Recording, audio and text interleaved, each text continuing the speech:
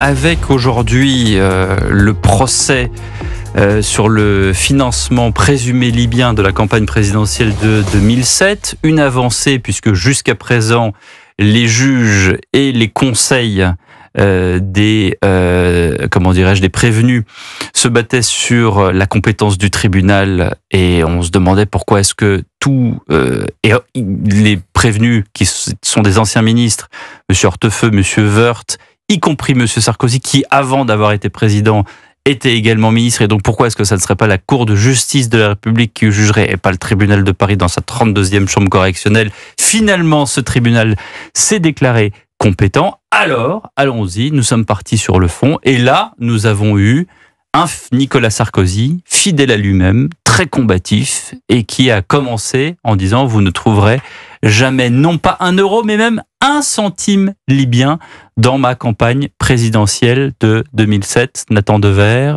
Nicolas Sarkozy, dans son procès, combatif. Oui, combatif. Cette affaire est quand même particulièrement troublante. Que Nicolas, et quand je dis ça, je mets entre parenthèses toute considération politique sur le bilan de Nicolas Sarkozy. On peut avoir toutes les critiques du monde. Vous analysez juste l'affaire en elle-même. On parle quand même de choses qui sont d'une gravité absolue.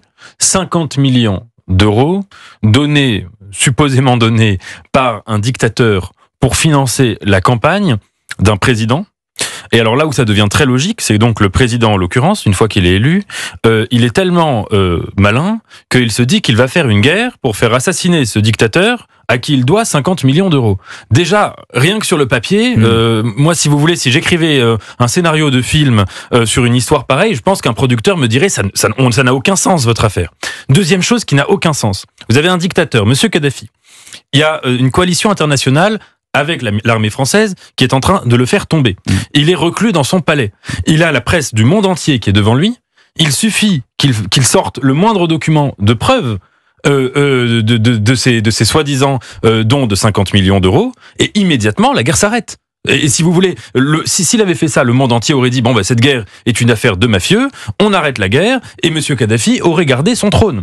Donc ça c'est deuxième chose. Et troisième chose, en plus de 10 ans d'enquête, il n'y a toujours pas eu des documents qui sont précis. Moi, je lis Mediapart avec beaucoup d'attention et leurs enquêtes sont souvent intéressantes. Mais là, excusez-moi, les documents, il y en a 2 sur 3 dont les signataires disent qu'ils les ont pas signés, que le document est bon, pas la bonne signature, pas la bonne somme, pas le bon truc. Entre les témoins, il y en a un qui dit 50 millions d'euros, 10 millions, 20 millions. Ils sont incapables de citer le nom d'une banque, le montant, qui a donné quoi, etc.